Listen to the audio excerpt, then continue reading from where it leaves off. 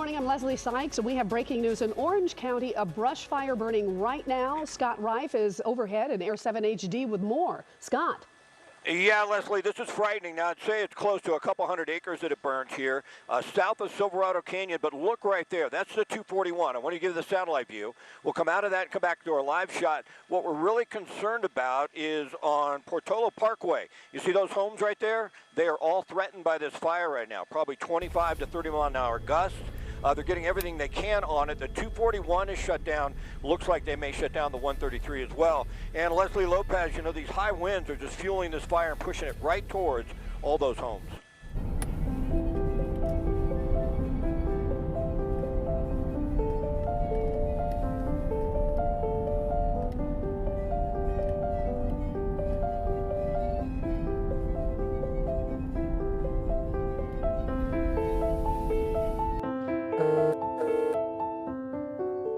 This is the official Orange County Fire Authority latest information.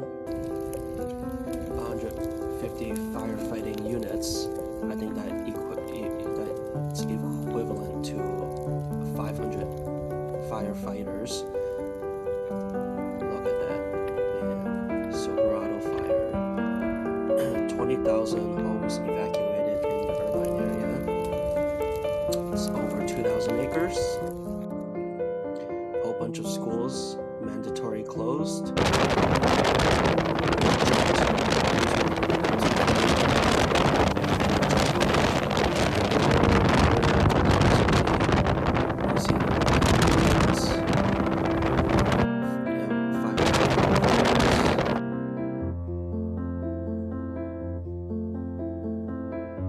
Definitely a very scary situation if it gets out of hand. You see flames jumping 2 hours ago, jumping to 241. So you need a massive gust of wind in order for it to jump to 241. Hi everyone, this is Northwood Community Park. It is quiet here, but it is windy. There we go, that's another gust of wind.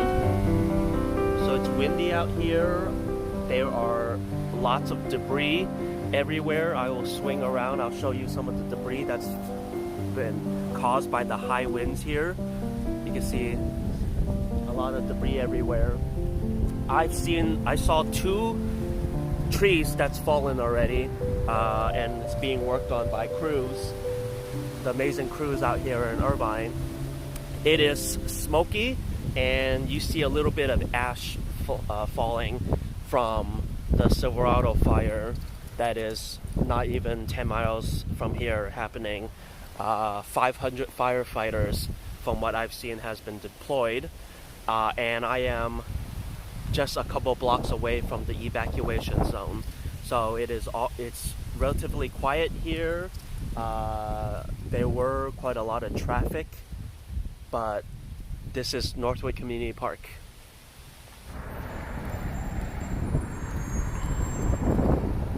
So I can confirm there's two police vehicles, one white and one black. And they're directing people away from the evacuation zone. So it's quieted down a little bit. I'm just gonna take a quick opportunity to show everyone what's in my go bag. So this is the emergency preparedness bag that I have. Some gloves in case there's a dangerous situation. Here's my main bag of supplies. You can see it's a vest. I have some cash in here. I have some pens. This is a hot stick for checking if there's electrical equipment being turned on. So this is an electrician tool.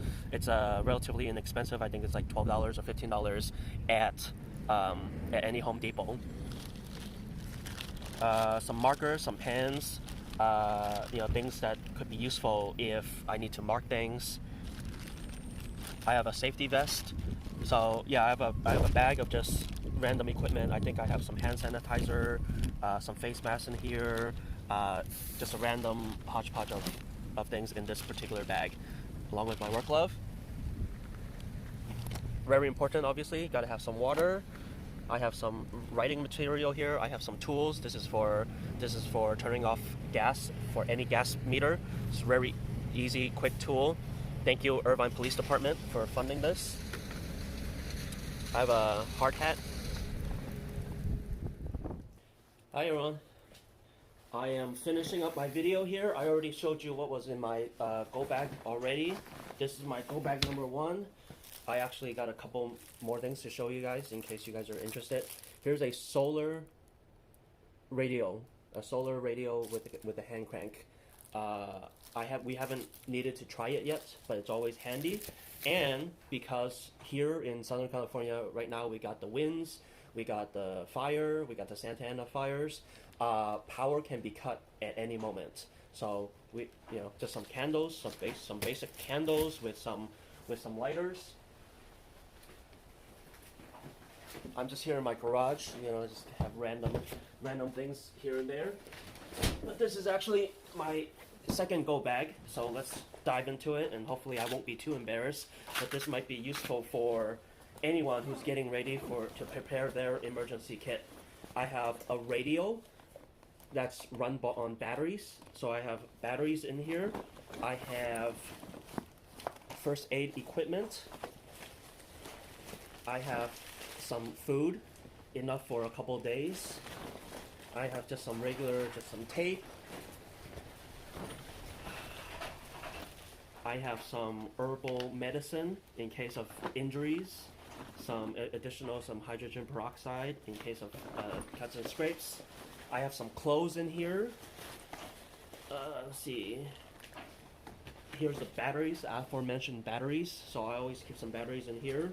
Some AA, some whatever it might be. We got water in here. So also just a couple of very basic essential supplies here is I have my supply of water here, and depending on where you are coming from, right here we're in California, so this is earthquake country. So I have a quick shelter here that I can set up and hopefully protect us from some of the elements in case there's a major catastrophic earthquake here. We're talking about the Loma Prietas and the LA earthquake. We're talking about 6.5 and above, 6.9, 7.1. You got to have some shelter, and you got to prepare yourself some shelter in case there's going to be situations where you're left out in the elements. You can't go back to your house. All the electricity is out for weeks. Gas is out for weeks. So I have a quick shelter here. I have my supply of water here. I have just a bunch of canned vegetables. And I know in our pantry, we have our fridge, and our fridge has a healthy stock of frozen food. So what are we gonna do with that frozen food? Hopefully we can fire up some pits and have a barbecue going. Again, these are just some supplies that I've been keeping for the last 2-3 years, just supplies and equipment that made sense to me that I thought should be stocked up. Again, I am preparing here in Southern California, here in Los Angeles, Orange County.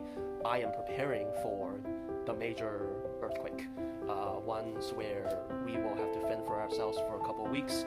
So things that comes to mind is essential materials. I actually came back. You actually, you will need to figure out a way. That might be another project of mine, is a latrine, a safe disposal of your waste. And there's ways you can dig a pit. You can use some barrels. So I'm gonna send a link below. I'm gonna have for everyone the first aid emergency preparedness kit from the Red Cross, and I'm gonna have some additional stuff in the description below. Again, my advice to all my friends out there is really you gotta if you start preparing little by little, knock on wood,